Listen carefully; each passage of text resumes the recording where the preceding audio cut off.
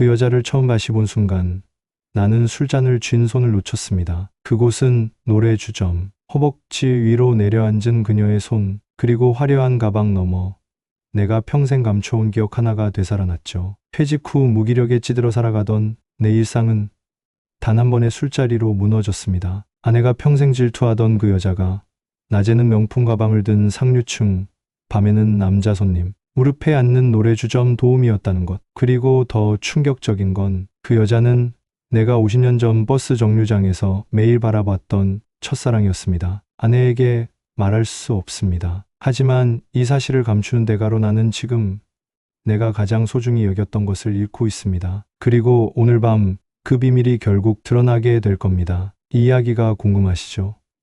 지금 바로 시작하겠습니다. 서울 은평구 불광동의 20년 된 아파트 5층, 윤상배는 거실, 소파에 기대어 오후 3시 뉴스를 보고 있었어요. 71살의 그는 서울시청에서 교통과장까지 지냈지만 정년 퇴직한 지 벌써 10년이 지났죠. 텔레비전 속 아나운서의 목소리는 귓가를 스치고 손에 든 소주잔만이 유일한 대화 상대였습니다. 여보, 또 낮술이야? 부엌에서 이정자의 목소리가 들려왔어요. 65살의 이정자는 30년간 초등학교에서 아이들을 가르쳤지만 지금은 교회 반주와 동창 모임이 전부였죠. 오늘 교회에서 오케스트라 연습 있다고 했잖아. 알았어. 윤상배는 대답만 했을 뿐 시선은 여전히 텔레비전 화면에 고정되어 있었습니다. 부부 사이의 대화는 이렇게 필요한 말만 주고받는 게 전부였어요. 식탁에는 김치찌개와 멸치볶음, 그리고 어제 남은 계란말이가 놓여 있었지만 둘 다 식성이 떨어져 몇 숟가락 뜨다가 그만두곤 했죠. 오후 4시쯤 휴대폰이 울렸습니다. 화면에 박기성이라는 이름이 떴어요. 고등학교 동창인 박기성은 윤상배와 함께 공무원 생활을 했던 몇 안 되는 친구 중 하나였죠. 야, 상배야. 오늘 저녁에 시간 있나? 박기성의 목소리는 평소보다 들뜬 것 같았어요. 뭔 일인데? 아, 그냥 오랜만에 친구들이랑 모이자는 거야. 너 요즘 집에만 박혀 있다며? 재수 씨가 교회에서 그러던데. 윤상배는 잠시 머뭇거렸습니다. 요즘 외출이라고는 마트 가는 것과 동네 산책이 전부였거든요. 어디서 만나는데? 신촌 쪽에 괜찮은 데가 있어. 김태수도 온다고 했고. 오래간만이잖아.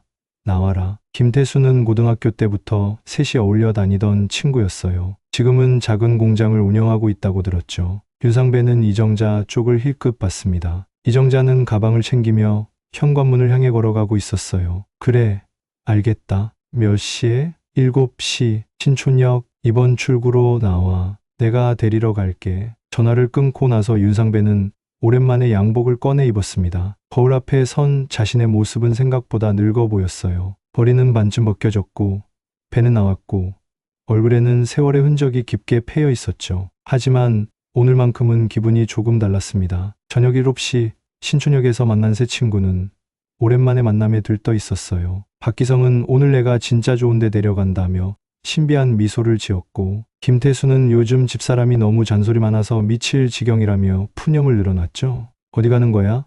윤상배가 물었을 때 박기성은 손짓만 했습니다. 가면 알아. 노래방 아니야. 그것보다 훨씬 좋은데. 세 사람은 골목길을 따라 걸었어요. 네온사인이 반짝이는 좁은 골목 끝에 작은 간판 하나가 보였습니다. 로즈 가든이라고 적혀 있었죠. 윤상배는 순간 주춤했어요. 야, 이거 설마. 야, 그냥 들어가 봐. 요즘 이런 데가 어디 있겠어. 그냥 술 마시고 노래 부르는 거야. 박기성의 손에 이끌려 계단을 올라갔습니다. 문을 열자 붉은 조명과 함께 달콤한 향수 냄새가 코끝을 스쳤어요. 윤상배의 심장이 조금씩 빨라지기 시작했죠. 이런 곳에 와본 게 언제였나 싶었거든요. 결혼 전 젊은 시절에도 이런 곳은 피해 다녔는데 70이 넘어서 처음 발을 들여놓게 될 줄은 몰랐습니다. 안내하는 여직원의 뒤를 따라 안쪽 룸으로 들어갔어요. 벽지는 금색이었고 소파는 자주색 벨벳으로 되어 있었죠. 테이블 위에는 비닐에 쌓인 마른 안주와 몇 가지 음료가 세팅되어 있었어요. 위스키도 준비되어 있었습니다. 윤상배는 여전히 어색해하며 소파 끝자리에 앉았어요. 어서 오세요. 손님들. 중년 여성이 룸 안으로 들어와 인사를 건넸어요. 오늘 처음 오시는 분들이시죠?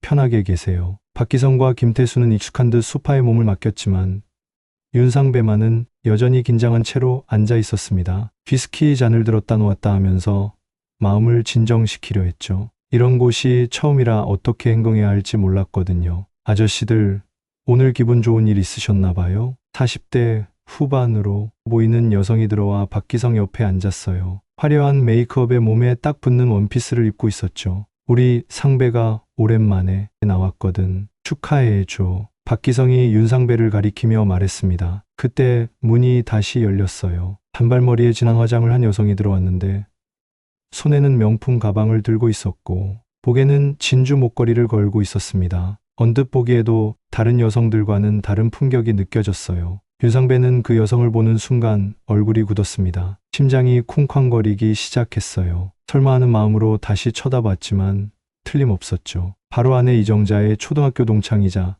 평생 질투의 대상이었던 차미선이었습니다. 안녕하세요. 차미선은 조용한 목소리로 인사하며 윤상배 맞은편에 앉았어요. 아직 윤상배를 알아보지 못한 듯했죠. 윤상배는 당황스러워 고개를 숙였습니다. 이정자가 얼마나 차미선을 부러워했는지 너무나 잘 알고 있었거든요. 미선이는 남편이 건설업해서 대박났다며 강남에 아파트도 있고 외제차도 몬다던데 아내 이정자는 동창 모임에서 돌아올 때마다 차미선 이야기를 꺼내곤 했어요. 아저씨 괜찮으세요? 차미선이 윤상배에게 물었어요. 얼굴이 안 좋아 보이시는데 그때 윤상배가 고개를 들었습니다. 두 사람의 눈이 마주쳤어요. 차미선의 눈이 점점 커졌습니다. 혹시 윤상배 오라버니 맞으시죠? 윤상배는 대답할 수 없었어요. 목이 메어서 말이 나오지 않았거든요. 차미선은 손으로 입을 가리며 놀라는 표정을 지었습니다. 정말 오라버니시네요. 여기서 이렇게 뵙다니. 차미선의 목소리에는 당황스러움이 묻어 있었어요. 박기성과 김태수는 두 사람이 아는 사이라는 걸 눈치채고 신기해했습니다. 야, 너희 둘이 어떻게 아는 사이야? 제 친구 남편분이세요. 차미선이 조심스럽게 대답했어요. 저희 초등학교 동창이거든요. 분위기가 어색해졌습니다. 윤상배는 일어나려고 했지만 박기성이 붙잡았어요. 야, 그럼 더 좋잖아. 아는 사람이니까 편하게 있어. 차미선은 윤상배를 바라보며 말했어요. 오라버니, 정자 잘 있죠? 응, 잘 있어. 윤상배의 목소리는 떨리고 있었습니다. 차미선은 잠시 망설이다가 말을 이었어요. 정자한테는 제가 여기 있다는 말씀 안 하셨으면 좋겠어요. 그 말에 윤상배는 차미선을 다시 쳐다봤습니다. 화려한 겉모습과는 달리 차미선의 눈빛에는 어떠한청하는 기색이 담겨 있었어요. 과거 이정자가 그토록 부러워했던 차미선이 지금 자신에게 부탁을 하고 있다는 게 믿어지지 않았죠. 왜? 그냥 오해할까 봐서요. 차미선은 시선을 피하며 대답했어요. 시간이 흘러갔지만 둘 사이의 대화는 어색하기만 했습니다. 박기성과 김태수는 다른 여성들과 노래를 부르며 즐거워했지만 윤상배와 차미선은 서로를 의식하며 조심스럽게 앉아 있었어요. 오라버니는 어떻게 여기까지 오게 되셨어요? 차미선이 조심스럽게 물었습니다. 친구들이 데려왔어. 나도 이런 곳은 처음이야. 그러시구나. 차미선은 작게 웃으며 고개를 끄덕였어요.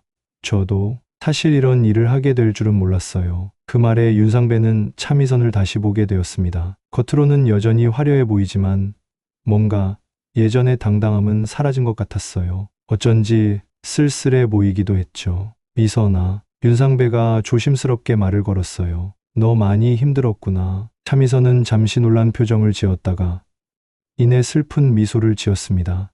네, 조금. 그 순간 윤상배의 마음속에 묘한 감정이 일어났어요. 동정심인지 아니면 다른 무엇인지 알 수 없었지만 오랫동안 잊고 있던 어떤 감정이 되살아나는 것 같았죠. 고등학교 시절 멀리서만 바라보던 차미선에 대한 기억들이 떠올랐습니다. 밤이 깊어가며 분위기는 조금씩 편해졌어요. 하지만 윤상배의 마음은 점점 복잡해져 갔습니다. 시에서 기다리고 있을 이정자를 생각하니 죄책감이 들었지만 동시에 오랜만에 느끼는 설렘도 있었거든요. 그날 밤 집에 돌아온 윤상배는 잠을 이룰 수 없었어요. 이정자는 이미 잠들어 있었고 윤상배는 거실 소파에 앉아 하루 종일 차미선 생각만 했습니다. 고등학교 시절의 기억들이 주마등처럼 스쳐 지나갔어요. 차미선은 동네에서 가장 예쁜 여학생이었고 윤상배는 멀리서만 바라보던 짝사랑 상대였죠. 사흘 후 윤상배는 결국 다시 로즈 가든을 찾았습니다. 이번엔 혼자였어요. 종업원이 반갑게 맞아주었어요.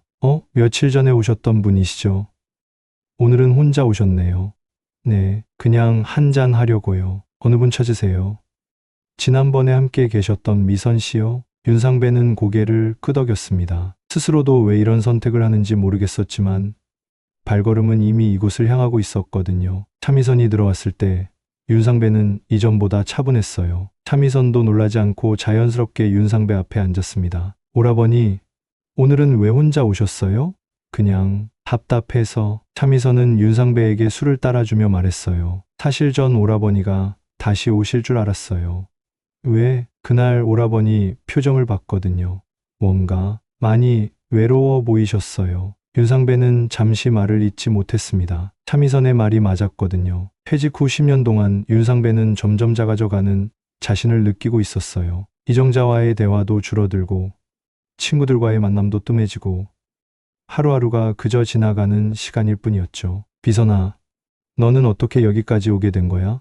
윤상배가 조심스럽게 물었어요. 차미선은 잠시 망설이다가 입을 열었습니다. 남편이 사업에 실패했어요. 1997년 IMF 때요. 윤상배는 놀란 표정을 지었어요. 이정자는 줄곧 차미선이 잘 산다고 했는데 실상은 정반대였던 거죠. 강남 아파트도 날리고 미용실도 문 닫았어요. 남편은 그 충격으로 술만 마시다가 간경화로 세상을 떠났고 차미선의 목소리는 점점 작아졌어요. 혼자 남은 제가 할 수 있는 일이 별로 없더라고요. 그럼 지금까지 벌써 5년째예요. 처음엔 정말 싫었는데 이젠 익숙해졌어요. 손님들 대부분 아저씨들이니까 어렵지 않고요. 윤상배는 마음이 복잡해졌습니다. 아내 이정자가 그토록 부러워하던 차미선의 삶이 이런 모습일 줄은 상상도 못했거든요. 정자는 모르죠? 차미선이 물었어요. 응, 모르지. 너가 잘 산다고만 생각하고 있어. 그게 다행이에요. 정자가 알면 너무 실망할 것 같아서. 왜 실망해? 살다 보면 이런 일도 있는 거지. 차미선은 윤상배를 바라보며 미소를 지었어요. 오라버니는 여전히 착하시네요. 학창시절 때부터 그러셨잖아요. 그때를 기억해? 당연히 기억하죠. 오라버니가 저 좋아하시는 거 다 알았어요. 차미선이 장난스럽게 웃었어요. 윤상배는 얼굴이 빨개졌습니다. 그걸 어떻게 알았어? 여자들은 다 알아요. 그때 편지도 쓰셨다가 찢어버리신 거 봤거든요. 두 사람은 학창 시절 이야기를 나누며 시간을 보냈어요. 과거의 기억들이 되살아나니 윤상배는 오랜만에 마음이 편해졌습니다. 차미선도 예전의 밝은 모습을 보였죠. 그런데 미선아, 정말 궁금한 게 있어. 뭔데요? 그때 나를 어떻게 생각했어? 솔직히 말해줘. 차미선은 잠시 망설이다가 대답했어요. 사실 저도 오라버니 괜찮다고 생각했어요. 다른 남학생들은 너무 유치했거든요. 오라버니는 성숙해 보였고. 그럼 왜 대답을 안 해줬어? 제가 너무 잘난 줄 알았나 봐요. 그대는 저한테 고백하는 남학생들이 많았거든요. 오라버니처럼 조용한 분보다는 화려한 남자들이 좋았어요. 그리고 나이차도 있어서 비슷한 또래의 남자애들이 좋았어요. 윤상배는 씁쓸하게 웃었습니다. 그래, 그럴 만했지. 근데 지금 생각해보니 제가 바보였어요. 진짜 좋은 사람을 놓쳤네요. 그 말에 윤상배의 가슴이 뛰기 시작했어요. 50여 년 전의 짝사랑이 다시 살아나는 것 같았죠. 하지만 동시에 죄책감도 들었습니다. 집에서 기다리고 있을 이정자를 생각하니 마음이 무거워졌어요. 비선아, 나 이러면 안 되는데. 왜요? 이정자한테 미안하잖아. 차미선은 윤상배의 손을 살짝 잡았어요. 오라버니, 여기서는 그런 생각하지 마세요. 그냥 옛날로 돌아간 거라고 생각하세요. 윤상배는 차미선의 따뜻한 손길에 마음이 흔들렸습니다. 집에서는 느낄 수 없었던 감정이 다시 살아나고 있었어요. 이정자와의 무미건조한 일상과는 너무나 다른 새로운 세계였죠. 그날 밤 윤상배는 차미선과 함께 오래도록 이야기를 나눴습니다. 고등학교 시절의 추억부터 지금까지의 삶까지 두 사람은 서로의 이야기에 귀 기울였어요. 윤상배는 오랜만에 자신의 이야기를 들어주는 사람이 있다는 것만으로도 행복했습니다. 집으로 돌아가는 길, 윤상배의 발걸음은 무거웠어요. 현실로 돌아가야 한다는 사실이 싫었거든요. 하지만 마음 한편으로는 다시 차미선을 만날 수 있다는 기대감도 있었죠. 일주일 후 이정자는 평소보다 들뜬 목소리로 윤상배를 불렀어요. 여보, 큰일 났어. 정말 좋은 소식이야. 윤상배는 신문을 보다가 고개를 들었습니다. 무슨 일인데? 비선이가 동창회에 나온다는 거야. 5년 만이야. 5년 만. 이정자의 눈이 반짝였어요. 진짜 오랜만에 만나게 됐어. 나 너무 기뻐서 어떡하지? 윤상배는 순간 숨이 막혔습니다. 신문을 꽉 쥔 손이 떨리기 시작했어요. 언제 만나는데? 이번 토요일이야. 장소는 강남 호텔 뷔페 식당이고 우리 반 애들 거의 다 온다더라. 미선이도 연락이 닿아서 나온다고 했어. 윤상배는 급하게 화장실로 가서 차미선에게 전화를 걸었어요. 손이 떨려서 번호를 제대로 누르기도 힘들었죠. 여보세요? 차미선의 목소리가 들렸어요. 미선아, 나야, 윤상배야. 오라버니? 무슨 일이세요? 너 동창회 나간다며? 이정자가 그러는데. 전화 너머로 차미선의 한숨 소리가 들렸어요. 네, 사실 안 나가려고 했는데 반장이 너무 졸라서요. 한 번만 얼굴 비추고 바로 나올 생각이에요. 이정자가 너무 기뻐하고 있어. 어떻게 할 거야? 걱정 마세요. 잘 모르게 할게요. 예전처럼 잘 사는 척하고 빨리 나올게요. 윤상배는 사실 차미선과 잦은 만남을 가지고 있었어요. 그래서 불안했지만 어쩔 수 없었어요. 이정자에게 차미선을 만나지 말라고 할 수도 없는 노릇이었죠. 토요일 오후 이정자는 새 옷을 입고 화장을 정성스럽게 했어요. 여보, 나 어때? 미선이 앞에서 초라해 보이지 않지? 예뻐. 윤상배는 마음 없는 대답을 했습니다. 속으로는 온통 차미선 걱정뿐이었거든요. 미선이가 얼마나 예뻐졌을까? 성형도 했다던데. 옷도 명품만 입고 다닌다고 하고. 이정자는 거울을 보며 중얼거렸어요. 나도 좀 더 꾸미고 살 걸 그랬나? 윤상배는 아무 말도 할 수 없었습니다. 이정자가 차미선의 실상을 안다면 얼마나 충격받을지 상상이 안 됐거든요. 강남의 호텔 뷔페 식당. 이정자는 일찍 도착해서 입구에서 기다리고 있었어요. 동창들이 하나둘 모여들기 시작했죠. 모두들 오랜만에 만남에 반가워했지만 이정자의 시선은 오직 입구만 바라보고 있었습니다. 오후 3시쯤 차미선이 나타났어요. 명품 가방을 들고 단정한 원피스를 입고 있었지만 가까이서 보니 예전만큼 화려하지는 않았어요. 화장으로 가렸지만 얼굴에는 피로가 묻어 있었죠. 미선아, 이정자가 달려가서 차미선을 껴안았어요. 정말 오랜만이다. 어쩜 이렇게 안 변했니? 정자야, 너도 그대로네. 변한 게 하나도 없어. 차미선은 애써 밝게 웃었지만 목소리에는 어딘가 어색함이 있었어요. 동창들이 모두 모이자 자연스럽게 근황 이야기가 시작됐어요. 이정자는 차미선 옆에 바짝 붙어 앉아서 계속 질문을 했습니다. 미선아, 남편분 사업 잘 되지? 건설업한다며? 차미선은 잠시 멈칫했어요. 응, 그래. 강남에 아파트도 있다고 했잖아. 몇 평이야? 30평 정도. 차미선의 목소리가 점점 작아졌어요. 와, 대단하다. 우리는 은평구 20평 아파트인데 부럽다. 정말. 주변 동창들도 차미선을 부러운 눈으로 바라봤어요. 차미선은 점점 힘들어했지만 거짓말을 계속할 수밖에 없었죠. 요즘도 미용실 해? 다른 동창이 물었어요. 아니, 요즘은 쉬고 있어. 차미선이 대답했어요. 역시 남편이 잘 벌어서 일 안 해도 되니까 좋겠다. 이정자가 부러워하며 말했어요. 차미선은 견디기 힘들었지만 애써 웃으며 버텼습니다. 하지만 시간이 지날수록 표정이 어두워졌어요. 거짓말을 계속하는 것도 힘들었고 동창들의 부러워하는 시선도 부담스러웠거든요. 미선아, 차 타고 왔어. 외제차 탄다며? 또 다른 동창이 물었어요. 차미선은 더 이상 견딜 수 없었어요. 미안해. 갑자기 일이 생겨서 먼저 가봐야겠어. 벌써 겨우 1시간밖에 안 됐는데. 이정자가 아쉬워했어요. 정말 미안해. 다음에 꼭 다시 만나자. 차미선은 서둘러 자리에서 일어났어요. 그럼 연락처라도. 핸드폰 번호 바뀌었지.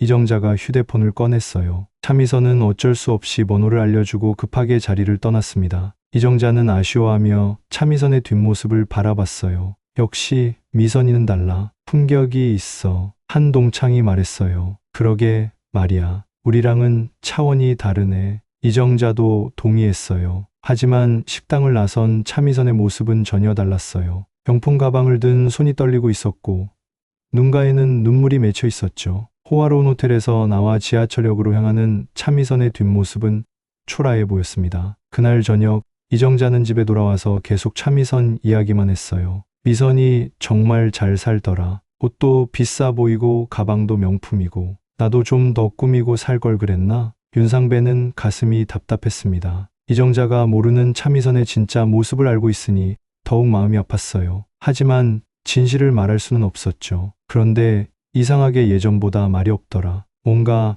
피곤해 보이기도 하고 이정자가 중얼거렸어요. 윤상배는 몰래 차미선에게 문자를 보냈어요. 오늘 수고했어. 괜찮아? 잠시 후 답장이 왔습니다. 너무 힘들었어요. 거짓말하는 게 이렇게 어려운 줄 몰랐어요. 윤상배는 차미선이 안쓰러웠지만 동시에 이정자에게 미안한 마음도 들었어요. 자신이 차미선과 만나고 있다는 사실을 숨기고 있는 것도, 이정자가 모르는 진실을 알고 있는 것도 모두 죄책감을 느끼게 했죠. 며칠이 지난 어느 오후 윤상배는 평소처럼 거실 소파에 앉아 뉴스를 보고 있었어요. 이정자는 부엌에서 저녁 준비를 하며 콧노래를 흥얼거리고 있었죠. 그런데 갑자기 이정자의 휴대폰이 요란하게 울렸습니다. 여보세요?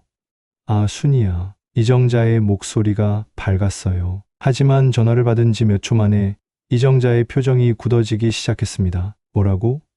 그게 무슨 소리야? 윤상배는 뉴스에서 눈을 떼고 아내를 바라봤어요. 이정자의 얼굴이 점점 창백해지는 게 보였습니다. 전화기 너머로 들려오는 소리가 예사롭지 않았어요. 사진을? 누가 찍었다고? 이정자의 목소리가 떨리기 시작했습니다. 지금 당장 보내줘. 응, 알겠어. 전화를 끊은 이정자는 손을 부들부들 떨며 휴대폰 화면을 들여다봤어요. 카카오톡 메시지가 도착한 것 같았습니다. 화면을 본 순간 이정자의 얼굴이 사색이 되었어요. 당신, 이게 뭐예요? 이정자가 휴대폰을 윤상배에게 내밀었습니다. 사진 속에는 윤상배와 차미선이 노래주점 앞에서 함께 나오는 모습이 선명하게 찍혀 있었어요. 차미선이 윤상배의 팔짱을 끼고 있는 모습까지 또렷했습니다. 사진 아래엔 동창회 단체 채팅방에서 온 메시지들이 줄줄이 달려 있었어요. 이거 윤상배 맞지?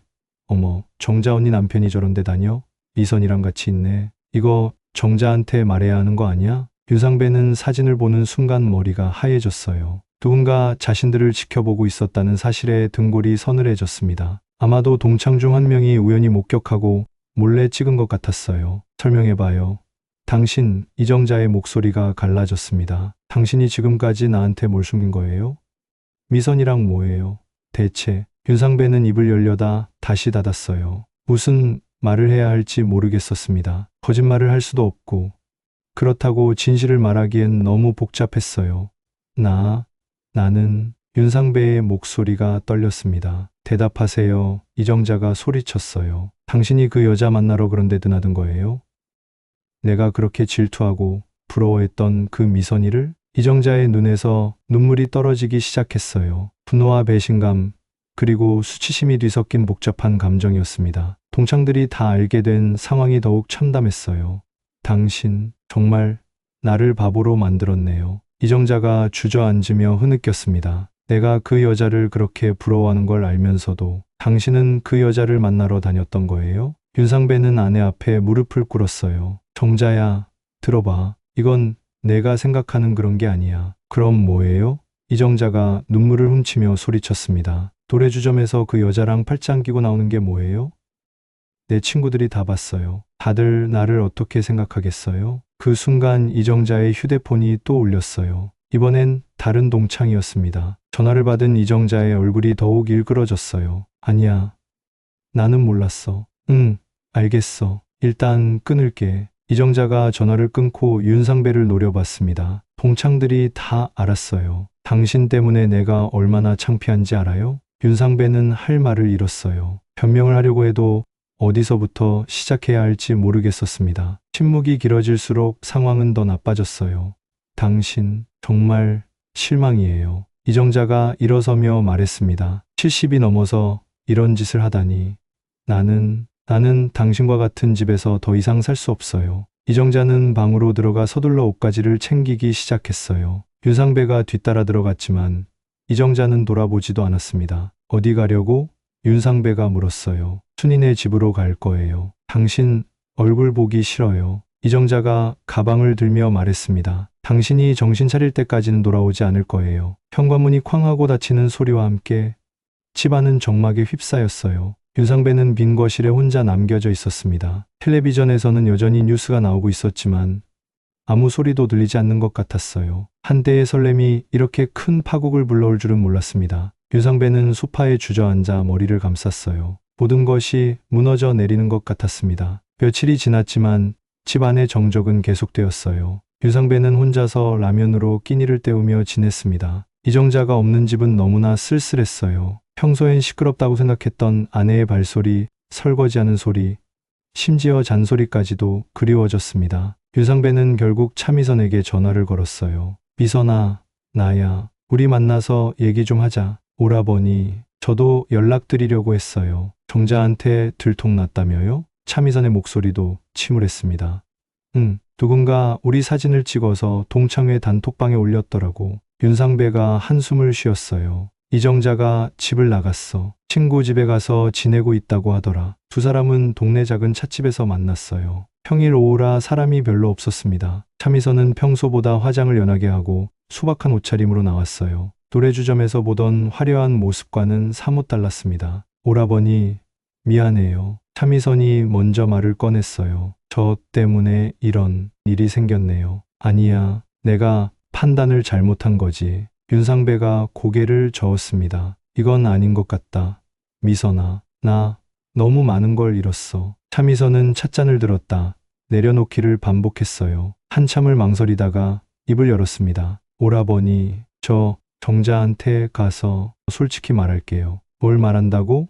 윤상배가 놀란 표정을 지었어요. 제가 망가진 인생 살고 있다는 걸요. 정자가 그렇게 부러워했던 제 삶이 사실은 다 거짓이었다는 것도요. 차미선의 눈에 눈물이 고였습니다. 더 이상 숨길 수 없어요. 정자가 저 때문에 오라버니랑 싸우고 있는데 이렇게 있을 순 없어요. 그러면 너만 더 힘들어질 텐데. 윤상배가 걱정스럽게 말했어요. 괜찮아요. 어차피 언젠가는 들킬 일이었어요. 차미선이 고개를 끄덕였습니다. 정자는 제가 잘 사는 줄 알고 평생 부러워했는데 그게 다 제 허영심 때문이었거든요. 그날 저녁 차미선은 이정자가 머물고 있는 순이의 집을 찾아갔어요. 순이가 문을 열어주었지만 표정이 영 좋지 않았습니다. 비선아, 내가 여기 왜 왔니? 순이가 차가운 목소리로 물었어요. 정자, 여기 있지? 할 말이 있어서 왔어. 차미선이 조심스럽게 말했습니다. 거실에 앉아있던 이정자는 차미선을 보자마자 얼굴을 돌렸어요. 보기 싫어. 돌아가. 정자야, 제발 들어봐. 꼭 해야 할 말이 있어. 차미선이 무릎을 꿇었습니다. 이정자가 놀라서 돌아봤어요. 평소 당당했던 차미선이 무릎을 꿇고 있는 모습이 충격적이었습니다. 지금까지 거짓말했어. 차미선의 목소리가 떨렸습니다. 내가 잘 산다고, 남편 사업이 잘 된다고, 강남에서 호화롭게 산다고 다 거짓말이었어. 이정자와 순이가 동시에 눈을 크게 떴어요. 예상치 못한 고백이었습니다. 남편은 5년 전에 사업 망해서 야반 도주했어. 집도 가게도 다 넘어갔고 나는 혼자 남겨졌어. 차미선이 눈물을 흘리며 말했어요. 그런데도 너네들 앞에선 자존심 때문에 잘 산다고 거짓말했어. 그럼 내가 지금 이정자의 목소리가 떨렸습니다. 그래, 노래주점에서 일해. 생계를 위해서. 차미선이 고개를 숙였습니다. 너네들이 그렇게 부러워했던 내 삶이 사실은 이렇게 비참해졌어. 순이가 놀라서 입을 가렸어요. 이정자는 할 말을 잃었습니다. 윤상배 오라버니는 도와주려고 했던 거야. 옛날 정 때문에 동정해서. 나쁜 일은 아무것도 없었어. 차미선이 계속해서 말했어요. 동창들한테만큼은 아직도 잘 사는 여자로 보이고 싶었는데 결국 이렇게 됐네. 이정자는 눈물을 흘리기 시작했어요. 분노보다는 당황과 안타까움이 앞섰습니다. 왜 그렇게까지 날 속였니? 이정자가 흐느끼며 물었어요. 난 그냥 날 좀 덜 불쌍하게 느끼고 싶었던 거야. 내가 잘 사는 걸 보면서 대리만족이라도 하려고 했던 건데. 미안해, 정자야. 정말 미안해. 차미선도 같이 울었습니다. 내가 내 허영심 때문에 정자 너한테 상처 준 것 같아. 두 여자는 서로 안고 울었어요. 수십 년간 쌓인 오해와 질투, 부러움이 한꺼번에 풀어지는 순간이었습니다. 순이도 옆에서 눈물을 훔쳤어요. 세상에, 우리가 얼마나 서로를 몰랐던 거니. 정자야, 네 남편 윤상배 오라버니는 정말 착한 사람이야. 차미선이 이정자의 손을 잡았어요. 나 같은 처지의 여자를 동정해서 도와준 것뿐이야. 정자, 너를 배신한 게 아니라고. 이정자는 복잡한 표정으로 고개를 끄덕였어요. 남편에 대한 분노가 조금씩 누그러지는 것 같았습니다. 하지만 완전히 용서하기엔 아직 마음의 상처가 컸어요. 그래도 나한테는 거짓말했잖아. 이정자가 중얼거렸습니다. 밤이 깊어질 때까지 세 여자는 이야기를 나눴어요. 과거의 일들, 서로에 대한 오해들, 그리고 각자의 속마음까지. 오랜만에 진솔한 대화였습니다. 다음날 아침 윤상배는 이정자가 돌아오기를 기다리며 거실에 앉아 있었어요. 차미선에게서 어젯밤 이정자와 만나서 모든 걸 털어놓았다는 연락을 받았습니다. 하지만 아내가 언제 집으로 돌아올지는 알 수 없었어요. 오후 2시쯤 현관문이 조용히 열렸어요. 이정자가 작은 가방을 들고 들어왔습니다. 며칠 만에 보는 아내의 얼굴은 많이 지쳐 보였어요. 왔구나, 여보. 미안해. 윤상배가 조심스럽게 말했습니다. 이정자는 대답 없이 가방을 내려놓고 소파에 앉았어요. 두 사람 사이에는 어색한 침묵이 흘렀습니다. 평소 같으면 이정자가 먼저 말을 꺼냈을 텐데 이번엔 달랐어요. 미선이한테서 들었어. 이정자가 드디어 입을 열었습니다. 그 애가 어떤 처지에 있는지 말이야. 윤상배는 고개를 끄덕였어요. 그래, 나도 처음엔 몰랐어. 우연히 만나게 되면서 알게 된 거야. 왜 나한테 말 안 했어? 이정자의 목소리에는 여전히 서운함이 섞여 있었어요. 말할 수 없었어. 윤상배가 솔직하게 대답했습니다. 내가 미선이를 얼마나 부러워했는지 알고 있었으니까. 그 애도 너한테만큼은 비참한 모습 보이기 싫어했고. 이정자는 한숨을 쉬었어요. 그래서 당신이 혼자 도와주려고 했던 거야? 처음엔 그랬어. 윤상배가 말했습니다. 그런데 뭐? 이정자가 날카롭게 물었어요. 윤상배는 한참을 망설였어요. 이 순간이 자신들의 미래를 결정할 것 같았습니다. 거짓말을 할 수도 있었지만 더 이상 숨길 수는 없었어요. 솔직히 말할게. 윤상배가 무릎을 꿇고 앉았습니다. 그 사람에게 흔들렸던 건 맞아. 하지만 그건 내 허기진 마음 때문이었어. 이정자의 표정이 굳어졌어요. 예상했던 대답이었지만 실제로 듣는 것은 달랐습니다. 우리가 언제부터 이렇게 멀어졌나 싶어서 말이야. 윤상배가 계속해서 말했어요. 매일 같은 일상, 시들어가는 대화. 그러다가 미선이를 만나니까 옛날 생각이 나더라고. 젊었을 때 가슴이 뛰던 그 시절 말이야. 이정자는 눈물을 참으며 들었어요. 남편의 솔직한 고백이 더 아팠습니다. 하지만 정자야, 나는 내가 제일 소중해. 윤상배가 이정자의 손을 잡으려 했지만 이정자는 손을 뺐어요. 거짓말. 이정자가 차갑게 말했습니다. 정말 내가 소중했다면 다른 여자 생각은 왜 했어? 윤상배는 할 말이 없었어요. 변명을 하기엔 자신의 마음도 너무 솔직했습니다. 당신, 지금도 그 여자가 좋아? 이정자가 떨리는 목소리로 물었어요. 이것이 가장 중요한 질문이었어요. 윤상배는 대답해야 했지만 입이 쉽게 열리지 않았습니다. 거짓말을 하면 나중에 더 큰 문제가 될 것 같았고, 진실을 말하면 아내에게 상처를 줄 것 같았어요. 대답해봐. 이정자가 소리쳤습니다. 지금도 그 여자가 좋냐고. 윤상배는 고개를 숙였어요. 대답하지 못하는 것 자체가 답이었습니다. 이정자는 그 모습을 보고 눈을 감았어요. 가슴 한편이 무너져 내리는 것 같았습니다. 47년을 함께 산 남편이 다른 여자를 좋아한다는 사실을 받아들이기 어려웠어요. 좋아. 이정자가 일어서며 차갑게 말했습니다. 그럼 당신이 이 집을 떠나. 정자야. 윤상배가 놀라서 일어났어요. 난 다시는 당신과 같은 방을 쓰지 않을 거야. 이정자의 목소리는 단호했습니다. 같은 집에서도 살고 싶지 않아. 어디 가라는 거야? 윤상배가 당황해서 물었어요. 그건 당신이 알아서 해. 이정자가 등을 돌렸습니다. 일주일 안에 나가줘. 그동안은 거실에서 자고. 윤상배는 절망적인 기분이었어요. 한순간의 흔들림이 이렇게 큰 대가를 치러야 하는 줄 몰랐습니다. 정자야, 다시 생각해봐. 우린 이런 사이가 아니잖아. 윤상배가 애원했어요. 이런 사이가 아니라고?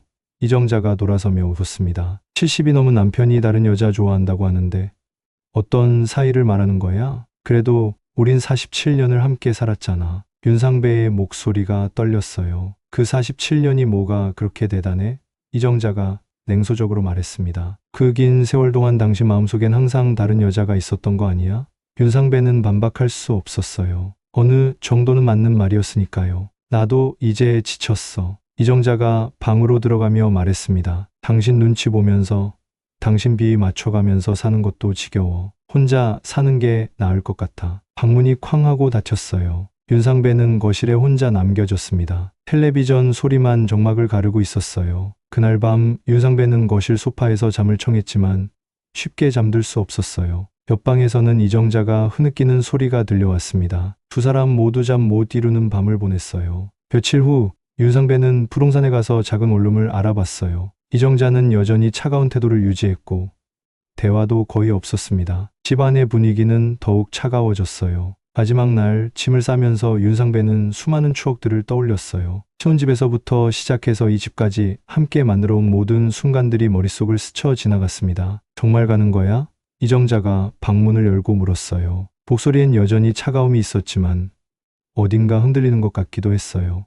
그래, 윤상배가 고개를 끄덕였습니다. 내가 원하는 대로. 현관문 앞에서 윤상배는 마지막으로 돌아봤어요. 47년간 함께 살았던 집, 그리고 평생의 동반자였던 아내. 모든 것과 작별하는 순간이었습니다. 한 달이 지났어요. 윤상배는 역 근처의 작은 원룸에서 혼자 생활하고 있었습니다. 20평도 안 되는 작은 공간이었지만 나름대로 정리해서 살만했어요. 아침엔 토스트와 우유로 간단히 끼니를 때우고 저녁엔 혼자 술 한잔하며 하루를 마무리했습니다. 처음엔 자유로운 것 같았어요. 아내 눈치 볼 필요도 없고 하고 싶은 대로 할 수 있었으니까요. 하지만 시간이 지날수록 외로움이 밀려왔습니다. 특히 저녁 시간이 되면 집에서 이정자와 함께 보던 드라마 생각이 났어요. 윤상배는 우연한 기회에 동네 교회에서 하는 독거노인 도시락 봉사에 참여하게 되었어요. 처음엔 시간 때우기 위해서였는데 점점 보람을 느끼게 되었습니다. 자신보다 더 어려운 처지의 어르신들을 도우면서